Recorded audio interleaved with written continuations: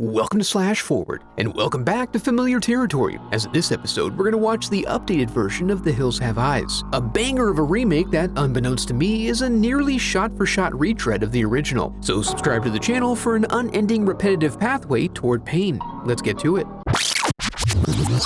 We open on an info card that provides a little more solid context for us about how our antagonists are the product of irresponsible radiation poisoning from nuclear testing in New Mexico. We then transition to those very same irradiated deserts, a Mad Max-style wasteland that's kept from the public eye. They like to get in there every once in a while and do some testing, for fun, but their specimen collecting is interrupted by some poor lad, who brings with him the very product of their malfeasance, a wasteland mutant with incredible upper body strength. We then slowly one-shot our way into a small town consisting solely of a rundown service station. The proprietor comes out, spooked by an unseen danger, and casually strolls along calling for Ruby. He even goes so far as to cross a derelict fence demarcating the forbidden zone, and peering into a nearby pigeonhole where he shouts some words of warning at Jupiter. He then returns to find a satchel of stolen goods, and shouts out to anyone who may be listening that he's done with this life, and has no intention of continuing with this arrangement. But the call of the goodie bag is a bit too strong to ignore, plus it's already here, and he takes a peek to find it pregnant with valuable trinkets, including a human ear.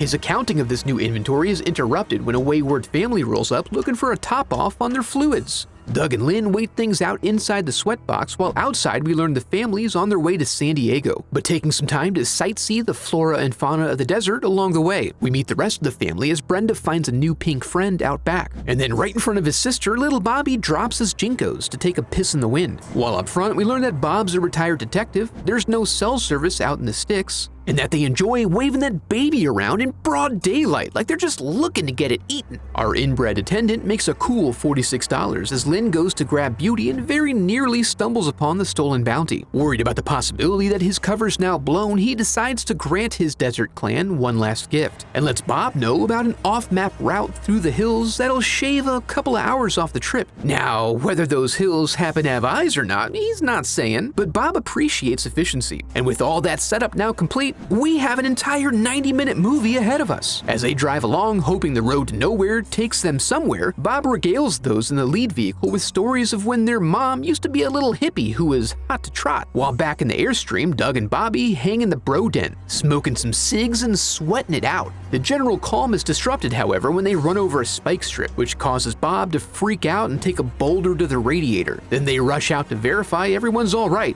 and they are, which is great. It's always good to know everyone is all healthy and happy. Doug pounces on the chance to connect with his father-in-law over the extensive damage he caused to their only vehicle, and by bringing himself to Bob's immediate attention, we walk.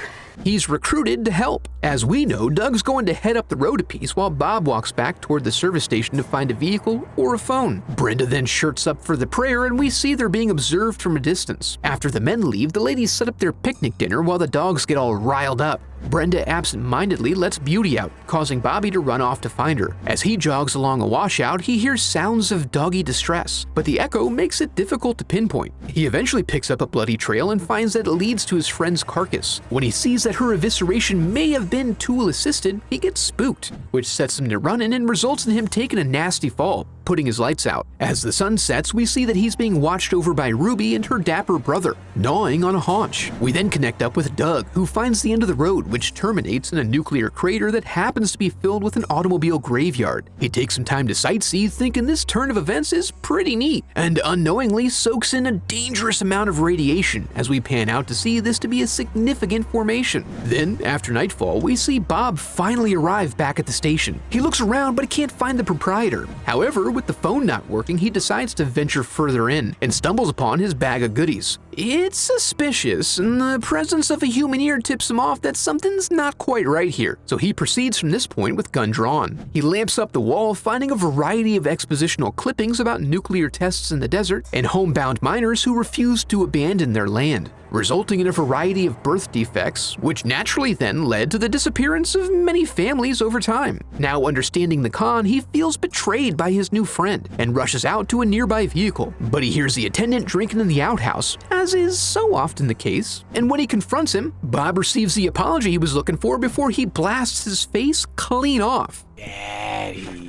And then Bob starts firing on an unseen target, wasting his ammo. He wisely runs back to the car, but then discovers that he left it unattended for too long, as an assailant pops out, beats him mercilessly, and then drags him deep into the mine. Worried about what Bobby may be up to, alone in the desert, Brenda goes off to search for him. Luckily, he returns shortly after, and as they mend him, he gets jumpy over sounds from outside and goes to investigate, finding that Beast is now off-leash. Then he nearly shoots Doug's dick off. They find that he's returned with souvenirs for everyone. As they head in to examine his bounty, we see that Beast has wandered off and found Beauty, which sets the stakes of their situation for him. Then, in a couple of familiar beats, Doug and Lynn prepare to spend the night in the SUV, which distresses Bobby, but he's reluctant to say anything. As everyone settles in for some rest, Bobby hears barking in the distance and goes out to check on Beast. As he gets closer, the barking turns into human laughter, which causes him to run back to warn Doug and Lynn that there are folks out hiding in the brush. And then he comes clean about the state in which he found Beauty. But before they can investigate further, Pluto hits the high sign, setting off the Big Bob distraction, which occupies the family's full attention, as they circle back to ransack the RV. In this version, while we get some familiar images, it quickly devolves into a much more unflinchingly brutal assault scene.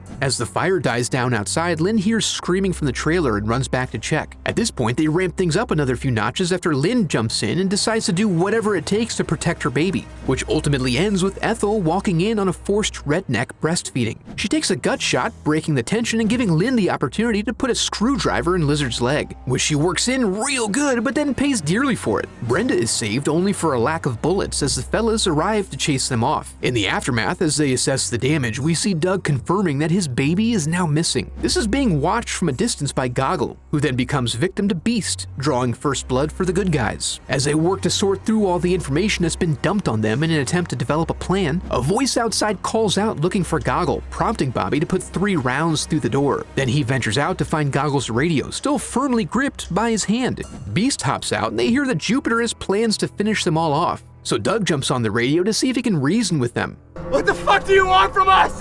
But as he already said, he wants them dead. The next morning, Doug takes Beast and heads on a redemption quest, easily finding the entrance to the mine due to Lizard's blood trail. He ventures in deep, letting Beast lead him along until they find the tunnel's exit, which spits them out near a quaint little mining town. He radios back to base, but we see they're busy setting tire fires and rigging up tripwires. As Doug proceeds through the neighborhood, he finds it furnished for nuclear fallout testing, until he comes upon a home with a running generator outside, and he peeps his baby inside. But then a giant mutant lumbers by, dragging his pet corpse along with him, requiring Doug to duck into a nearby car. He leaves Beast here so he has more control over his sneak levels. As he goes to retrieve Catherine, he attempts to do so without administering any free violence despite a clear opportunity to do so, which proves to be a mistake. Back at the RV, they take a novel approach, attempting to lure their baby back with a toy attached to a fishing pole, and then they continue their general preparations. Then Doug wakes up inside a meat storage bin, luckily still intact, and slap thrusts his way out while Beast also finds a way out of his cage. Doug then follows sounds of patriotic singing, which are emanating from a wretched intellectual who decides to give Doug some exposition,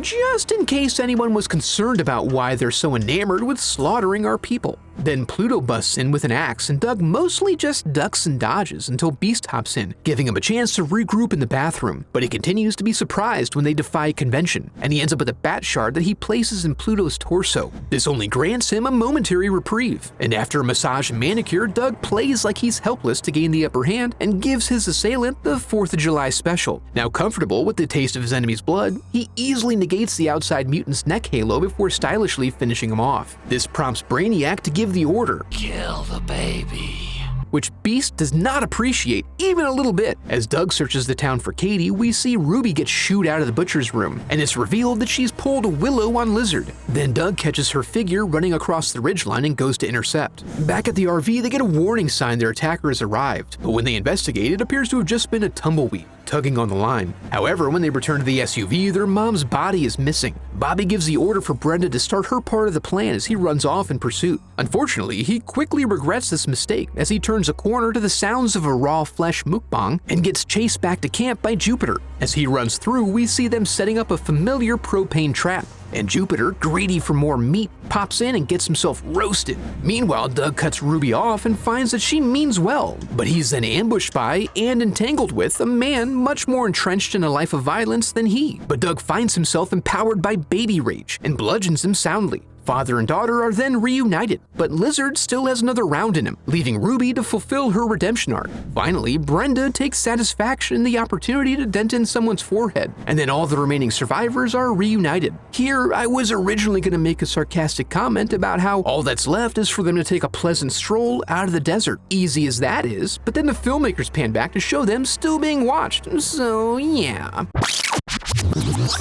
I have a website set up where you can support the channel through donations or merch. I'd like to take a moment to give a huge thanks to my donors memorialized in the Hall of Headshots.